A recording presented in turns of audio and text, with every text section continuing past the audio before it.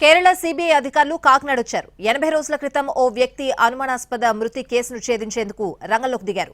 వివరాల్లోకి వెళ్తే 2023 నవంబర్ 25న సామర్లకోటలో గుర్తు తెలియని వ్యక్తి ట్రైన్ నుండి పడి మృతి చెందాడు. అయితే డెడ్ బాడీ తీసుకువెళ్లేందుకు ఎవరూ రాకపోవడంతో మృతదేహాన్ని రైల్వే పోలీసులే అప్పట్లో పూడ్చిపెట్టారు.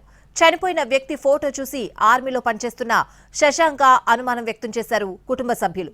పూడ్చిపెట్టిన మృతదేహానికి DNA పరీక్షలు నిర్వహించాలని కేరళ హైకోర్టుకు వెళ్లారు కుటుంబ సభ్యులు. దీనిపై కేరళ హైకోర్టు సిబిఐ విచారణకు ఆదేశించింది.